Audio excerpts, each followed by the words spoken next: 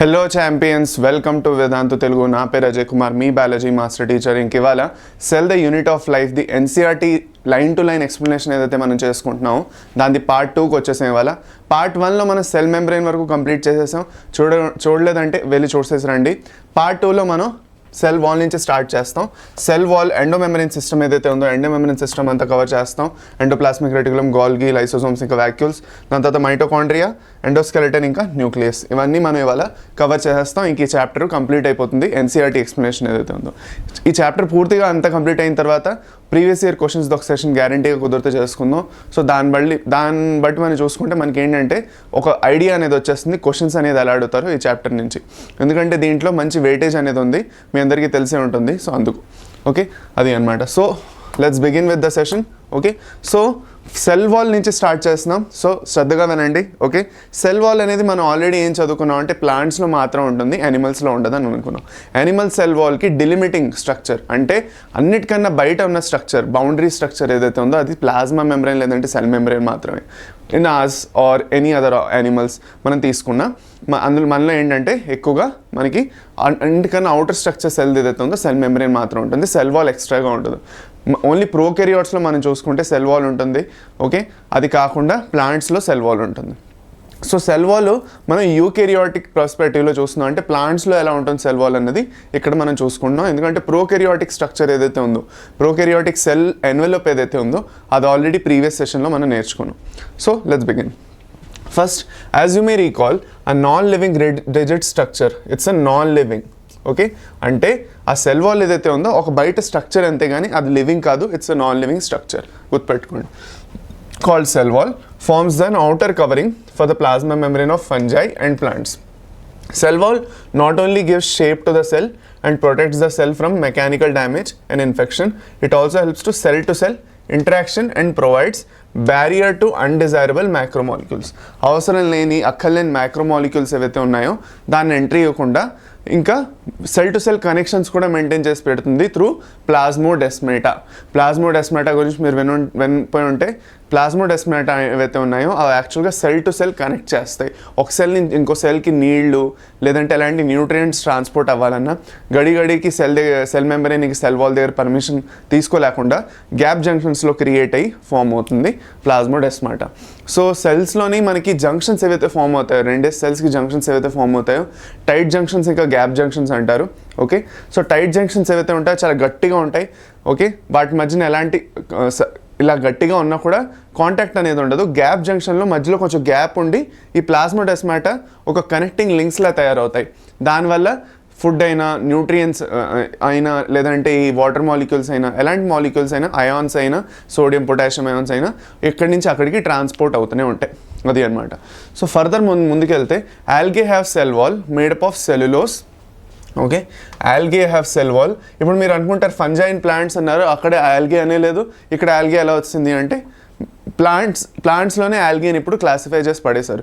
ముందు ఆల్గేని సపరేట్గా చదువుకునే వాళ్ళం. ఓకే, అంటే మేము ఇంటర్ చదివినప్పుడైతే ఆల్గేని సపరేట్గా చదువుకున్నాం. ఇప్పుడు ఏంటంటే ప్లాంట్స్లోనే కేటగరైజ్ చేసి ఆల్గేని కూడా ప్లాంట్లోనే తెచ్చి పెట్టేశారు అందుకు. So plants algae have cell wall that is made up of cellulose, galactans, mannans and minerals like calcium carbonate. ఇది చాలా ఇంపార్టెంట్. ప్రతి ఒక్కది సెల్ వాల్ ఏదైతే ఉందో ప్రతి ఒక్క ఆర్గానిజంది అది మనం గుర్తుపెట్టుకోవడం important. Algae have cell wall made up of cellulose, galactans, mannans and minerals like calcium carbonate. ఇవన్నీ కాంపోనెంట్స్ మీరు గుర్తుపెట్టుకోవాలి.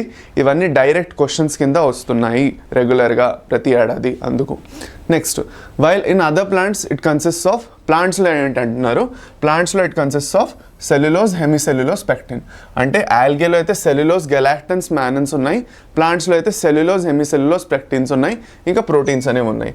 The cell wall of young plant cell, the primary wall is capable of growth which gradually diminishes as the cell matures and the secondary wall is formed on the inner side of the cell. Okay, ఇప్పుడు ఒక important విషయం మనం గుర్తుపెట్టుకోవాలి. చూడండి, ఇక్కడ ఒక cell ఎప్పుడైతే మన స్ట్రక్చర్ చూస్తాం, ఇలా మనం ఒక సెల్ని చూస్తున్నాం. Okay, just a minute.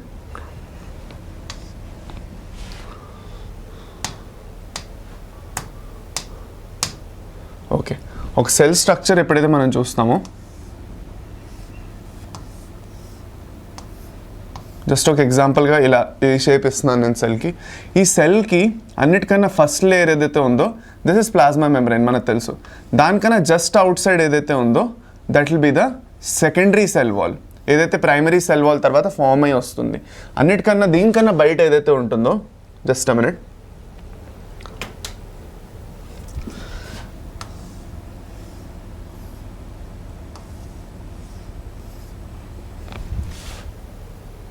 ఇంకా అన్నిటికన్నా బయట మనకి మిడిల్ లామెల్లా అనేది ఉంటుంది. మిడిల్ లామెల్లా అనేది సెల్కి కనెక్ట్ అది చేస్తుంది. Okay,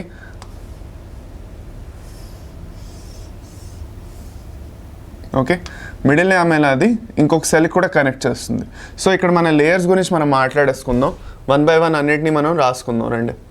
okay, just no C, అన్నిటికన్నా బయట ఉన్నది మిడిల్ లామెల్లా, ఏదైతే 2 సెల్స్ని సిమెంట్, ఇప్పుడు ఇటుకలు ఎలాగా, ఇటుకల మధ్యన సిమెంట్ అది వేసి ఇంకో ఇటుకను పెట్టి యాక్చువల్గా రెండింటిని జాయిన్ చేసి పెడుతున్నప్పుడు ఇల్లు కడతారు. అలాగే ప్లాంట్ సెల్స్లోని మిడిల్ లామెల్లా అనేది సిమెంట్లా పనిచేస్తుంది. రెండు సెల్స్ని లేదంటే 2 అడ్జసెంట్ సెల్స్ని సిమెంట్ లాగా దగ్గర తెచ్చి పెడుతుంది, గట్టిగా ఉంచుతుంది. ఓకే, సో దీన్ని మనం మిడిల్ లామెల్లా, ఎందుకంటే ఇట్స్ బిట్వీన్ 2 సెల్స్ మిడిల్లో ఉంటుంది మిడిల్ లామెల్లే. దాని తర్వాత ఇది మనకి ప్రైమరీ సెల్ వాల్ ఉంటుంది.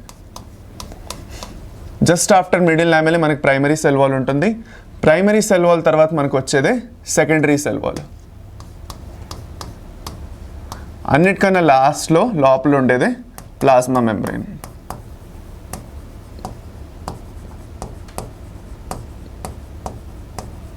అది అన్నమాట. సో ఇది మనం గుర్తుపెట్టుకోవాలి, చాలా ఇంపార్టెంట్. ఈ అలైన్మెంట్ ఏదైతే ఉందో, ఓకే, వేరే వేరే లేయర్స్ది, అది మనం గుర్తుపెట్టుకోవాలి. అన్నిటికన్నా బయట మిడిల్ లామెల్లా, దాని తర్వాత ప్రైమరీ సెల్ వాల్, దాని తర్వాత సెకండరీ సెల్ వాల్, అన్నిటికన్నా లోపల ఏముంది, ప్లాస్మా మెంబ్రెయిన్ అనేది ఉంది. ఇది మనం ప్లాంట్ సెల్ వాల్ గురించి మాట్లాడుకుంటున్నాం. ఫర్దర్ వెళ్తూ, the cell wall of young plant cell, the primary wall is capable of growth which gradually డిమినిషెస్ as cell మెచ్యూర్స్. అంటే ఇప్పుడు ప్రైమరీ వాల్ ఫస్ట్ గ్రో అవుతుంది, గ్రో అయిన తర్వాత ఓకే, సెకండరీ సెల్ వాల్ దాని లోపల పక్క క్రియేట్ అయిన తర్వాత ఇది ఇంకా ఆగిపోతుంది. సెకండరీ సెల్ వాల్ జనరేట్ అయ్యి ప్లాంట్ స్ట్రక్చర్ ఏదైతే ఉందో రిజిడ్ అవుతుంది. Further, the middle lamella is a layer mainly of calcium pectate.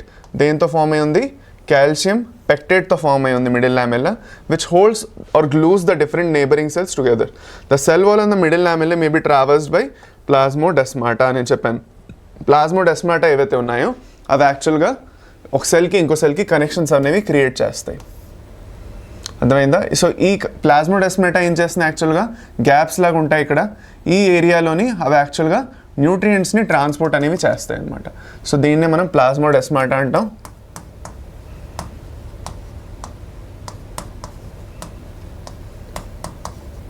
Okay, అది అనమాట. అవి యాక్చువల్గా ఒక సెల్కి ఇంకో సెల్కి ఏం చేస్తున్నాయి, క్రియేట్ చేస్తున్నాయి, జంక్షన్స్ లేదంటే లింక్స్ అనేవి క్రియేట్ చేస్తున్నాయి. ఓకే, నెక్స్ట్ ఎండోమెంబ్రెయిన్ సిస్టమ్కి వచ్చేద్దాం. Next endomembrane system. The endomembrane సిస్టంలో మనకి 4 టైప్స్ ఆఫ్ ఆర్గనెల్స్ వస్తాయి.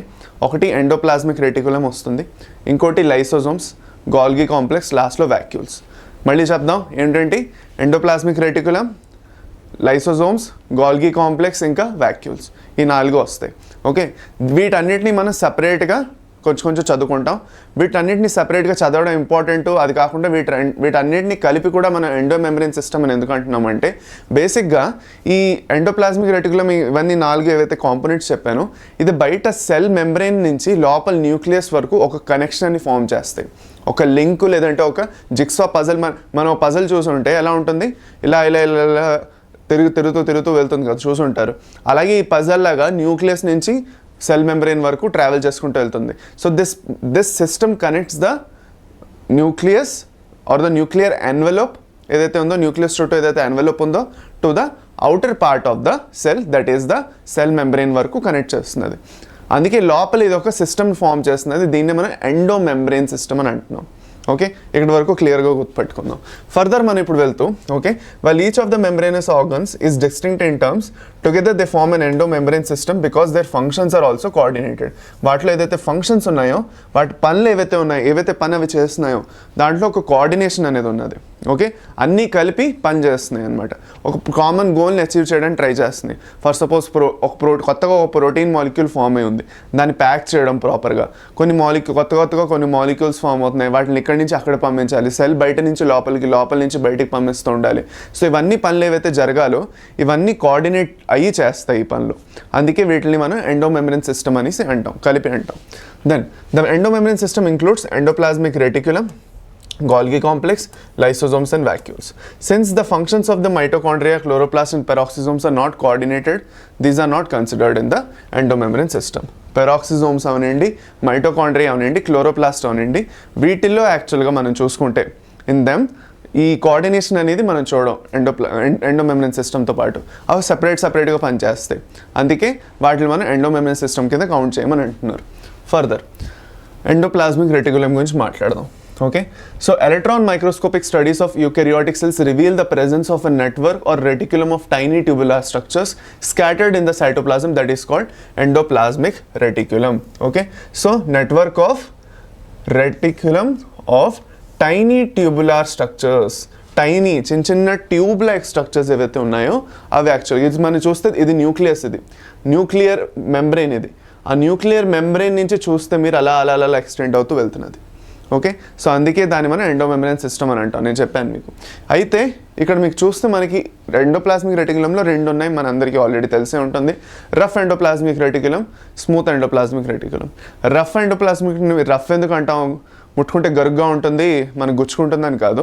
రఫ్ ఎండోప్లాస్మిక్ని రఫ్ ఎందుకు అంటాం అంటే ద అపియరెన్స్ ఈజ్ రఫ్, అంటే దాని మీద రైబోజోమ్స్ చిన్న చిన్న బీడ్స్లా కనిపిస్తాయి ఎప్పుడైతే మైక్రోస్కోప్తో అబ్జర్వ్ చేస్తామో, అందుకే దాన్ని మనం రఫ్ ఎండోప్లాస్మిక్ రెటిక్యులం అంటాం.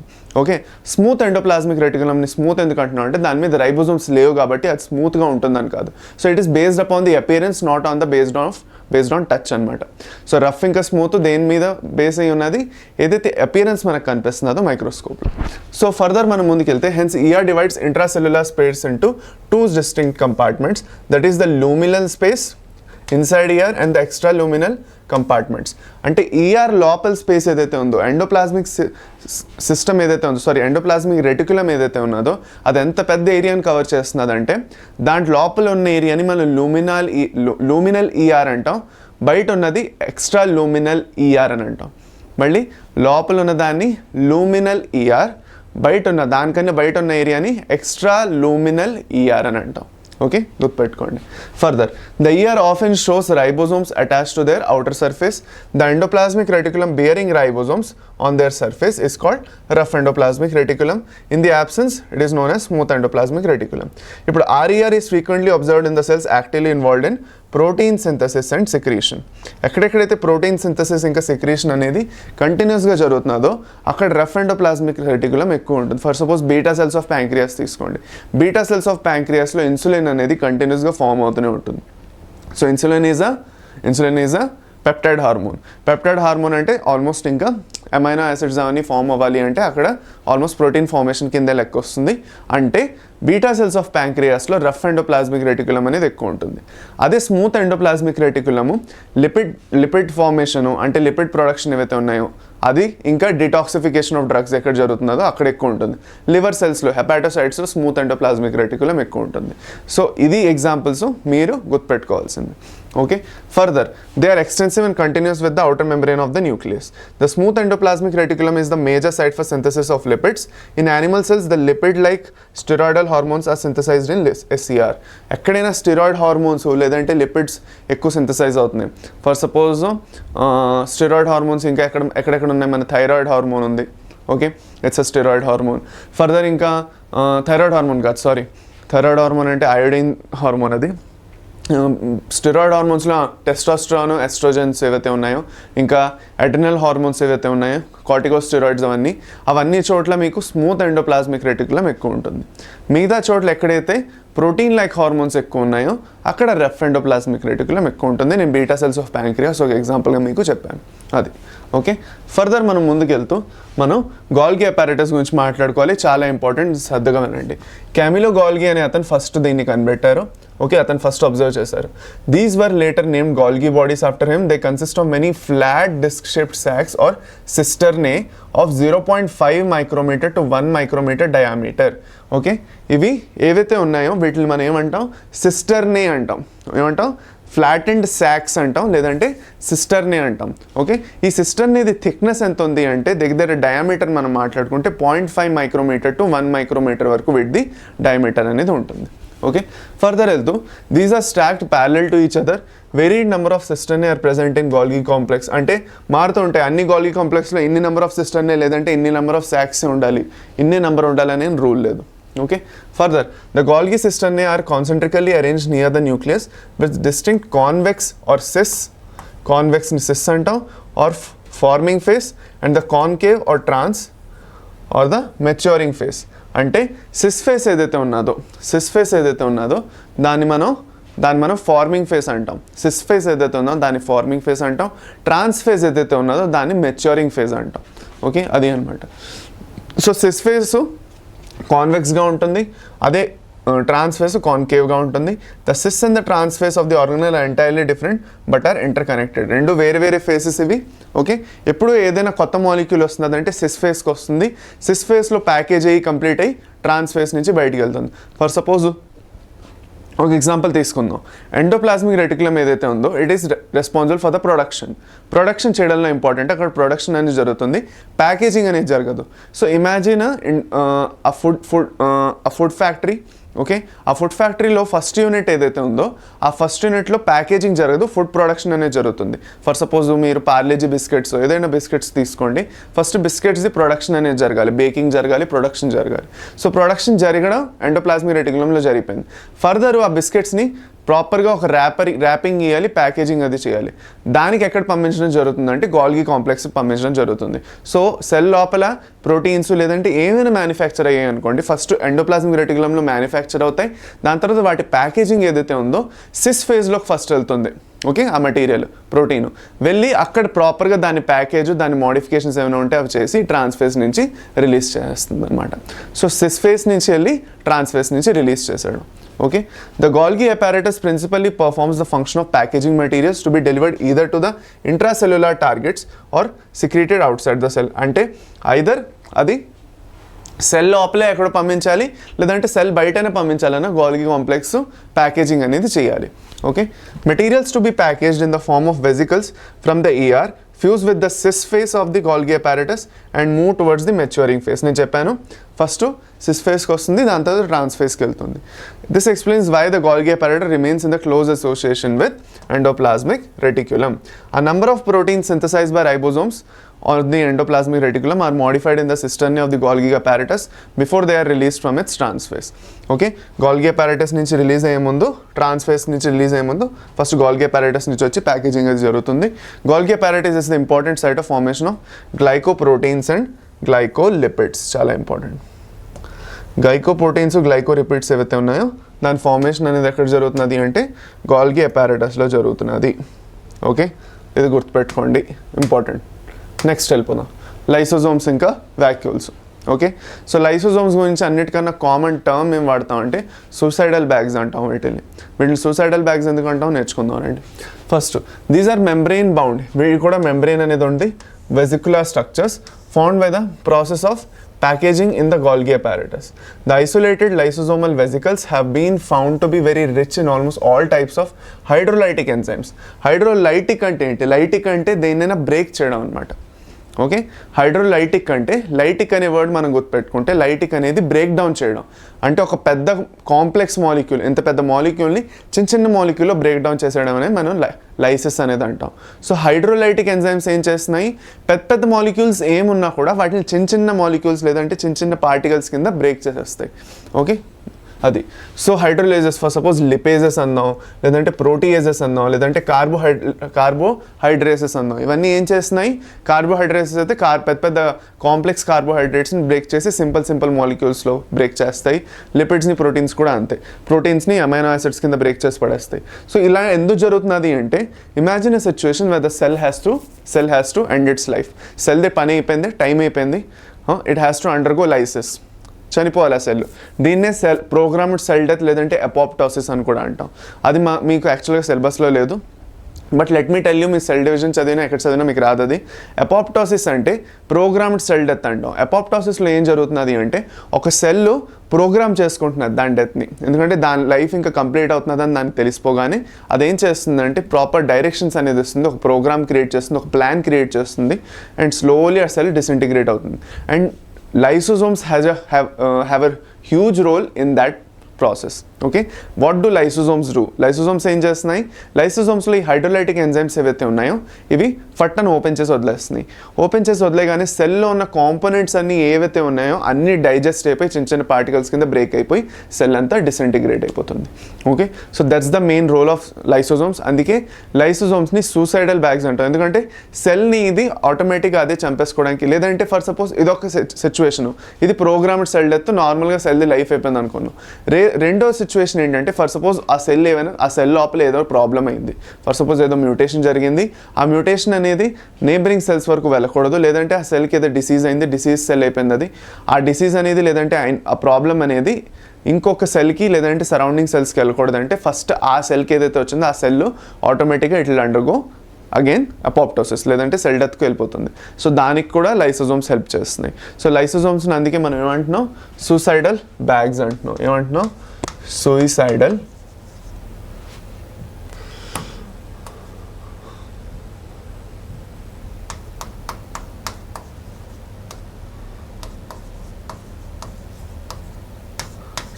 bags అంటున్నాం. Okay, next, these enzymes are capable of digesting carbohydrates, proteins, lipids and nucleic acids. Further వాక్యూల్స్కి వచ్చేద్దాం. Vacuole is the membrane bound space found in cytoplasm. Membrane bound space, దీని లోపల ఏంటంటే ఉంటుంది water, sap, excretory products, other materials that are not useful for the cell.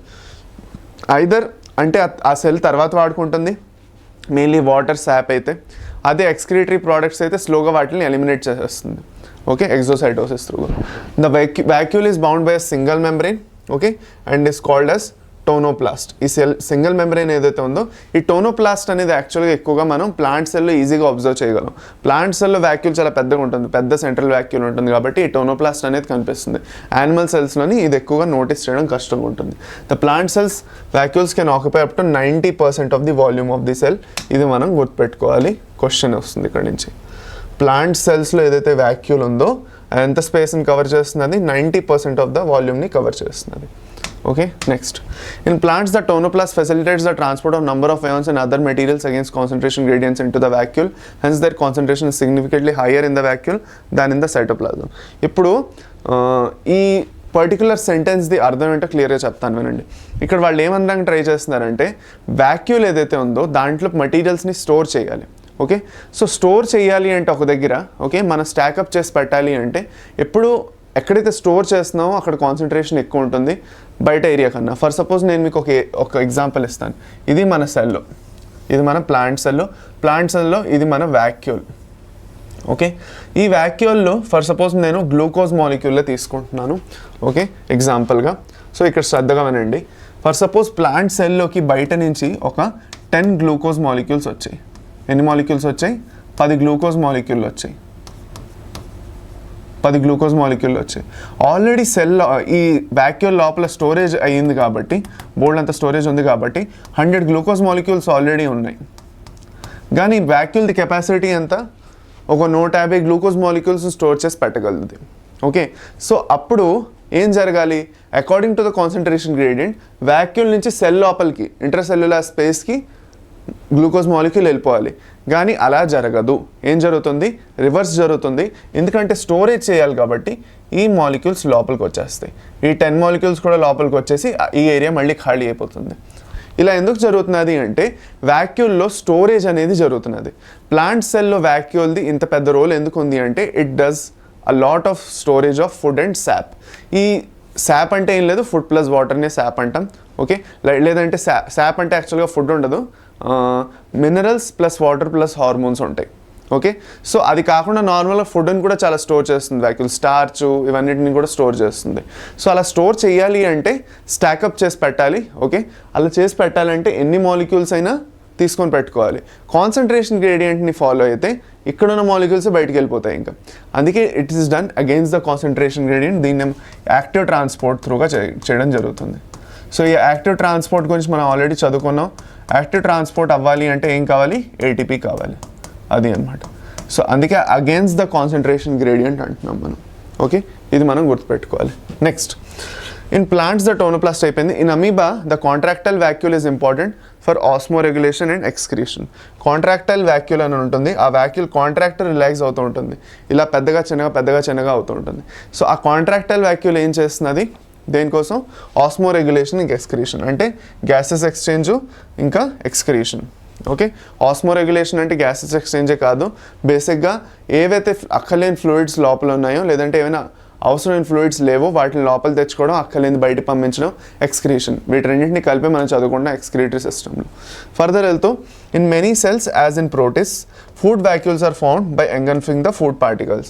Food పార్టికల్ని engulf చేసి లోపలికి తీసి దాని చుట్టూ ఒక వాక్యూల్ లాగా ఒక బౌండరీ కట్టేస్తుంటాయి ప్రోటిస్టాలో. వాటిని మనం ఫుడ్ వాక్యూల్స్ అంటాం.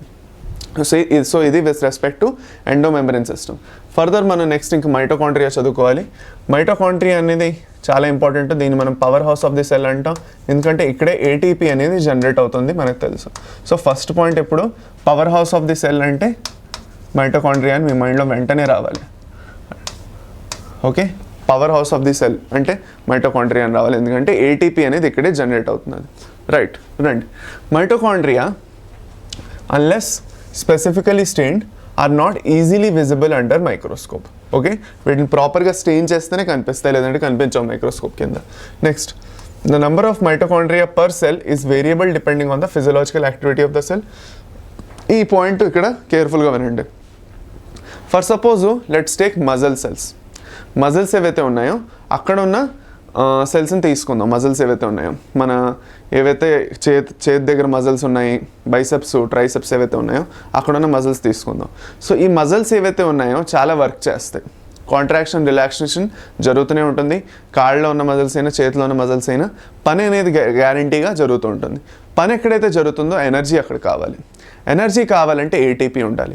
ఏటీపీ కావాలి అంటే మైటోకాండ్రియా అనేది ఎక్కువ ఉండాలి. మైటోకాండ్రియా కంటిన్యూస్గా ఏటీపీని ప్రొడ్యూస్ చేస్తే ఆ ఎనర్జీ వచ్చిన తర్వాత ఆ ఎనర్జీని వాడుకొని పని అనేది జరుగుతూ ఉంటుంది. సో మజిల్ సెల్స్ ఏవైతే ఉన్నాయో అక్కడ నెంబర్ ఆఫ్ మైటోకాండ్రియా అనేది ఎక్కువ ఉన్నాయి కదా, correct? I clear here? Okay, అదే మనం బ్లడ్లో ఉన్న సెల్స్ తీసుకుందాం. ఓకే, బ్లడ్లో ఉన్న సెల్స్ ఏవైతే ఉన్నాయో, బ్లడ్లో సెల్స్ ఆ రెడ్ బ్లడ్ సెల్స్ అవనండి, ఆ రెడ్ బ్లడ్ సెల్స్లోని మనకి మైటోకాండ్రియాది కంపారిటివ్గా వర్క్ తక్కువ ఉంటుంది కదా. ఓకే, సో అక్కడ కంపారిటివ్గా తక్కువ ఉంటుంది. లేదంటే ఎలాంటి సెల్స్ అయినా తీసుకోండి. ఫస్ట్ సపోజ్ కిడ్నీలో ఉన్న సెల్స్ అయినా తీసుకోండి. ఓకే, స్టమక్లో ఉన్న సెల్స్ అయినా, మన పొట్టలో ఉన్న సెల్స్ అయినా తీసుకోండి. ఓకే, పొట్టలో లైన్ చేస్తున్న సెల్స్ తీసుకున్న జస్ట్ ఒక ఎగ్జాంపుల్ లాగా తీసుకుంటే మీకు అర్థమైపోతుంది ఏంటంటే అక్కడ మైటోకాండ్రియాది అంత పని లేదు. ఓకే, అక్కడ ఎనర్జీ అంత అక్కర్లేదు. సో అక్కడ ఏంటంటే బేసిక్గా మైటోకాండ్రియాది నంబర్ తక్కువ ఉంటుంది. So depending on the type of cell మైటోకాండ్రియాది నంబర్ కిందకి మీదకి అవుతూ ఉంటుంది. మజిల్ సెల్స్ అయితే ఎక్కువ ఉంటుంది, మిగతా సెల్స్లో కొంచెం తక్కువ ఉంటుంది. ఎక్కడైతే వర్క్ జరుగుతున్నదో, పని ఎక్కువ జరుగుతున్నదో అక్కడ మైటోకాండ్రియా ఎక్కువ ఉంటుంది. సో ఇది మీరు గుర్తుపెట్టుకోవాలి. ఫర్దర్ వెళ్తూ, in terms of shape and size also considerable degree of variability is observed. Typically it is sausage shaped, okay, or cylindrical, having a diameter of 0.2 to 1 micrometer. Average is 0.5 and the length is 1 to 4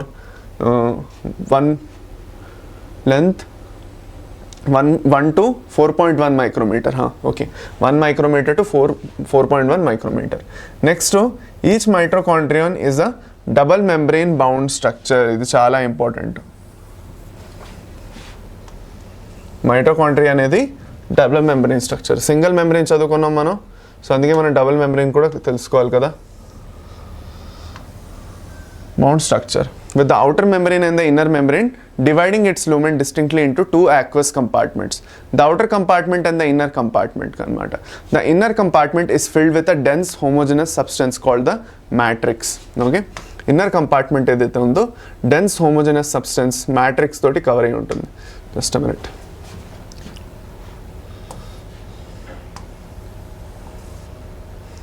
So the outer membrane forms the continuous limiting boundary of the organelle. Okay, అన్నిటికన్నా అవుటర్లో ఉంది అదే limiting boundary అనమాట. దాని తర్వాత the inner membrane forms a number of infoldings and they are known as cristae. ఏవైతే లోపల ఇన్ఫోల్డ్స్ అవుతున్నాయో వాటిని మనం క్రిస్టే అంటాం. ఓకే, లోపల ఏవైతే ఇన్ఫోల్డింగ్ జరిగిందో దాన్ని మనం cristae అని కూడా అంటాము. Okay, now towards the mat, the cristae increase the surface area. The two membranes have their own specific enzymes associated with mitochondrial function. Mitochondria are the sites of aerobic respiration. Aerobic respiration అనేది ఇక్కడ జరుగుతుంది. Okay, first glycolysis Krebs cycle అయిన తర్వాత లాస్ట్లో మైటోకాండ్రియాలో electron transport system ఉంటుంది, phosphorylation అని జరుగుతుంది. ఓకే, ఫాస్ఫోరిలేషన్ అనేది జరిగి ఏమవుతుంది, ఆక్సిడేటివ్ ఫాస్ఫోరిలేషన్ జరిగి ఏటీపీ అనేది ప్రొడ్యూస్ అవుతుంది.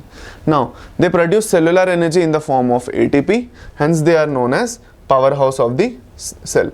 The matrix also possesses single circular DNA molecule, a few RNA molecules, ribosomes, 70S ribosomes ఉంటాయి, and components required for synthesis of proteins. The mitochondria divide by fission, చాలా important. Okay, mitochondria దేని త్రూగా divide అవుతున్నాయి, fission త్రూగా. వీటిలో ఉన్న components మనం highlight చేసుకోవాలి, ఎందుకంటే దానివల్లే మనం దీన్ని సెమీ ఆటోనమస్ సెల్ ఆర్గనెల్ అంటాం. Okay, the matrix also possesses single cell circular molecule, DNA molecule, few RNA molecules, ribosomes, 70S, and components required for the synthesis of proteins. The mitochondria are divided by fission. దేనిలాగా bacteria లాగా fission వల్ల divide అవుతాయి. Okay, fine. Next just minute. Okay, clear. సరే, next వెళ్దాం, plastids. Okay, మనం ప్లాస్టిడ్స్కి వచ్చేద్దాం. గుర్తుపెట్టుకోండి, ప్లాస్టిడ్స్ అనేవి ఓన్లీ ప్లాంట్స్లో ఉంటాయి.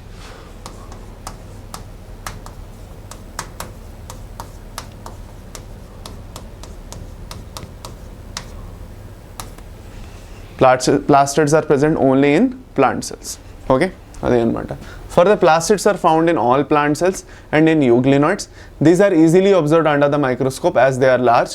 They bear some specific pigments that thus imparting specific colors to the plants. Based on the type of pigments, plastids can be classified into chloroplasts, chromoplasts and leucoplasts. Okay, based on their type of pigments. ఒక్కొక్క ప్లాస్టిడ్లో ఒక type of pigment ఉంటుంది, 3 types of plastids దానివల్ల వస్తుంది. Okay, క్రోమోప్లాస్ట్లు, క్లోరోప్లాస్ట్లు, ల్యూకోప్లాస్ట్లు. Okay, ఇవి 3 వస్తాయి. మనం chloroplast గురించి ఇంకా డెప్త్లో ఎందుకు చదువుకుంటామంటే దీంట్లోనే ఫోటోసింథసిస్ అనేది జరుగుతున్నది, అందుకు.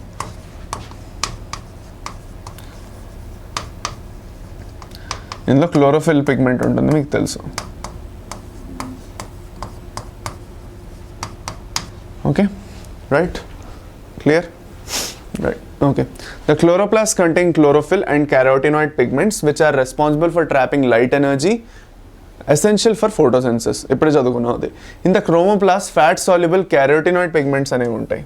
ఓకే, carotenoid pigments ఉంటాయి like carotene, xanthophylls and others.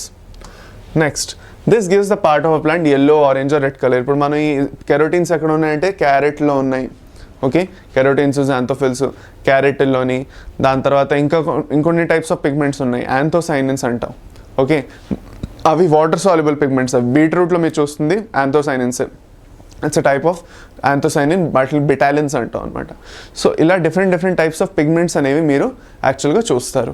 Okay, అది. నౌ నెక్స్ట్ మనం చూసుకుంటే దిస్ గివ్స్ ద పార్ట్ అయిపోయింది. The leucoplast are the colourless plastids and varied shapes and sizes. So ల్యూకోప్లాస్ట్లు ఏవైతే ఉన్నాయో దే ఆర్ కలర్లెస్, వాటిలో ఎలాంటి కలరు ఉండదు. సో వాటిలో 3 టైప్స్ ఉంటాయి. వాటిలో యాక్చువల్గా జరుగుతుంది ఏంటంటే స్టోరేజ్ జరుగుతుంది న్యూట్రియంట్స్ని. ఓకే, ఎమైలోప్లాస్ట్ ఏవైతే ఉన్నాయో దే స్టోర్ కార్బోహైడ్రేట్స్. కార్బోహైడ్రేట్స్. ఇప్పుడు స్టార్చ్ని హైడ్రోలైజ్ చేసేది ఏది, ఎమైలేస్.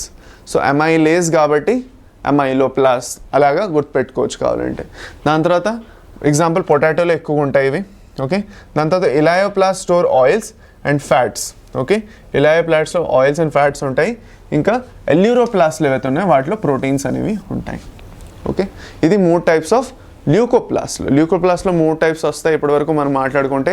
ఫస్ట్ ఏం వస్తున్నది, ప్రోటీన్స్తో సంబంధించింది. ప్రోటీన్ స్టోర్ చేస్తే ఎల్యూరోప్లాస్ట్, ఇలాయోప్లాస్ట్ అంటే ఫ్యాట్ స్టోర్ చేస్తాయి, ఇంకా ఎమైలోప్లాస్ట్ అంటే కార్బోహైడ్రేట్స్ని స్టోర్ చేస్తాయి. ఓకే, క్లియర్, గుర్తుపెట్టుకుంటారా? Fine. Then majority of the chloroplasts of the green plants are found in mesophyll cells of the leaves.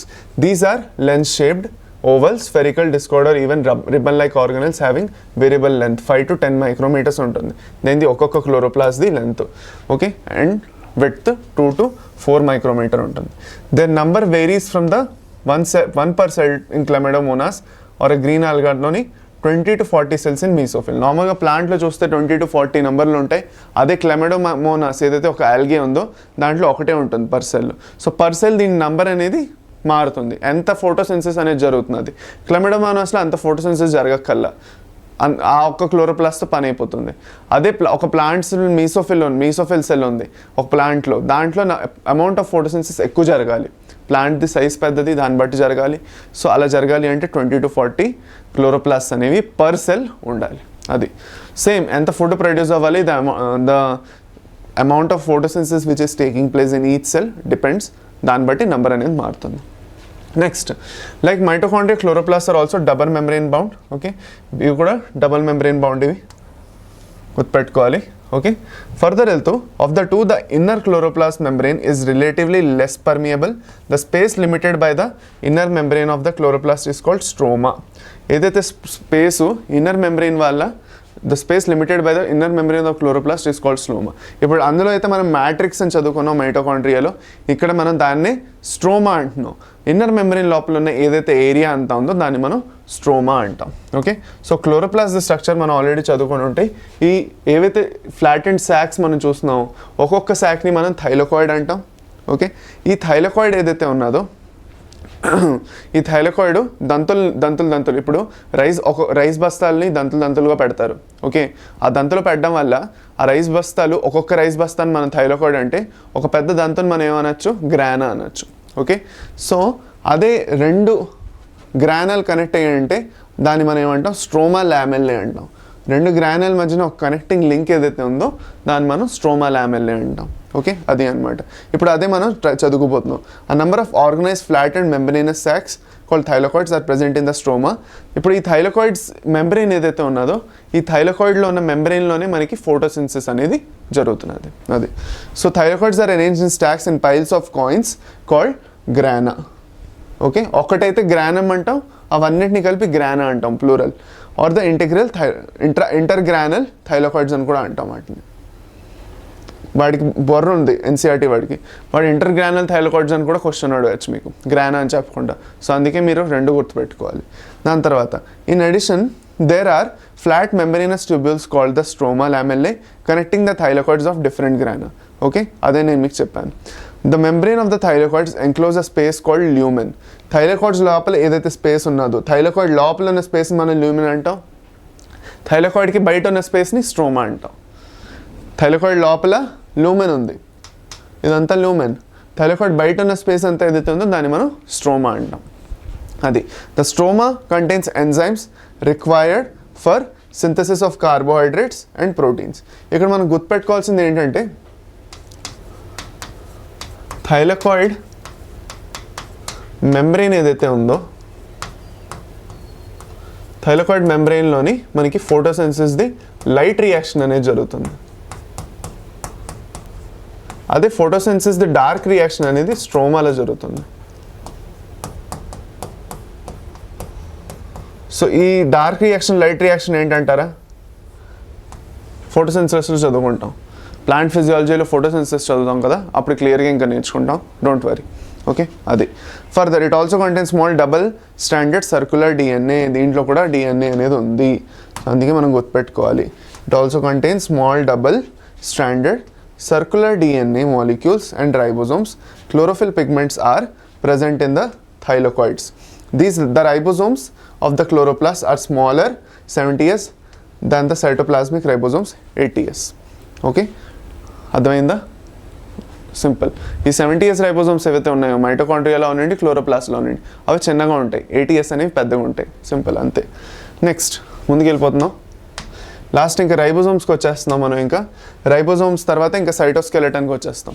Okay, సైటోస్కెలటన్ లేదంటే ఎండోస్కెలటన్ అని కూడా అంటాం దీన్ని సెల్ది. ఓకే, అది ఫస్ట్ రైబోజోమ్స్ గురించి మాట్లాడుకుంటే ribosomes are granular structures first observed under electron microscope as dense particles by George Palade. అందుకే వీటిని ప్యాలెడ్ గ్రాన్యూల్స్ అని కూడా అంటాం. ఏమంటాం? ప్యాలెడ్ గ్రాన్యూల్స్ అని కూడా అంటాము. Okay, they are composed of ribonucleic acid or RNA.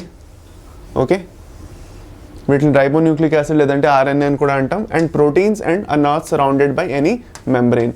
వాటి చుట్టూ ఎలాంటి మెంబ్రెయిన్ లేదు. They are non membrane bound organelles. They don't have any membrane. వాటికి మెంబ్రెయిన్ అనేది లేదు. They are non membrane bound organelles. గుర్తుపెట్టుకోవాలి. ఆల్రెడీ ముందు వచ్చింది, ఇంకొకసారి చెప్పేస్తున్నాను. They are not surrounded by any membrane. Okay, అది right. The eukaryotic ribosomes are 80s while the prokaryotic ribosomes are 70s. Each ribosome has two subunits, larger and smaller subunits. The two subunits of 80s ribosomes are 60s and 40s, while that of 70s ribosomes are 50s and 30s. Okay, for suppose మనం ఒక 80s ribosome తీసుకుంటున్నాము అంటే దాంట్లో 2 units 60s వస్తుంది, ఇంకా 40s వస్తుంది. అదే మనం ఒక 70s రైబోసోమ్ తీసుకుంటున్నాం అంటే ఒకటి 50s యూనిట్ వస్తుంది, ఇంకోటి 30s యూనిట్ వస్తుంది. ఈ 50, 30, 70, 60, 40, 80 ఈ నెంబర్స్ అబ్జర్వ్ చేయండి. మనం నార్మల్గా ఆలోచిస్తే 60 + 40 అయితే 100 అవ్వాలి, 50 + 30 అయితే 80 అవ్వాలి. కాకపోతే ఇలా ఎందుకు లేదు అనేసి మనకు ఒక క్లియర్గా ఒక డౌట్ ఉంటుంది. దీన్నే మనం సెడిమెంటేషన్ కోఎఫిషియంట్ అంటాం. ఎస్ అనేది ఏదైతే ఉందో దాన్ని సెడిమెంటేషన్ కోఎఫిషియంట్ అంటాం. అయితే రైబోసోమ్స్ ఎప్పుడైతే డిస్కవర్ చేశారో వాటిని సెడిమెంట్ అనేది చేయడం జరిగింది. సెడిమెంట్ చేసినప్పుడు ఒక పర్టికులర్ యూనిట్ వచ్చినప్పుడు సెడిమెంట్ అయ్యాయి. ఓకే, అందుకే ఒక్కొక్క రైబోసోమ్కి ఒక సెడిమెంటేషన్ యూనిట్ అనేది ఇవ్వడం జరిగింది. సో ఈ 50s 30s సెపరేట్గా ఉంటే వాటికి 50s 30s సెడిమెంటేషన్ యూనిట్స్ ఉన్నాయి. అవి ఎప్పుడైతే రెండు కలిపి వస్తాయో, రెండు కలిపి వచ్చినప్పుడు వాటిని రెండు కలిపి వచ్చిన యూనిట్ ఏదైతే జొతగా ఫామ్ చేస్తున్నాయో దాన్ని సెడిమెంటేషన్ యూనిట్ అంటే వాల్యూ ఏదైతే వస్తుందో దట్ ఈస్ 70. అందుకే అవి రెండు కలిపి వచ్చినప్పుడు 80s కాదు 70s అంటాం. బికాస్ అవి రెండు కలిపి ఏ సెడిమెంటేషన్ కోఎఫిషియంట్ని తీసుకొని వస్తున్నాయి అంటే 70s. సిమిలర్ 68 అండ్ 40s సపరేట్గా ఉంటే 60 ఇంకా 40గా ఉంటాయి. కలిసి వచ్చినప్పుడు they together form 80s ribosome అలాగనమాట. సో దాన్ని మనం సెడిమెంటేషన్ కోఎఫిషియంట్ అంటాం. స్వెడ్బర్గ్ యూనిట్ అని కూడా అంటాం. Okay, here S stands for the sedimentation coefficient, Swedberg unit. It is indirectly a measure of density and size. Both 70s and 80s ribosomes are composed of two subunits. Right. Cytoskeleton gochadam next. An elaborate network of filamentous proteinaceous structures consisting of microtubules, microfilaments, and intermediate filaments present in the cytoplasm is collectively referred to as cytoskeleton.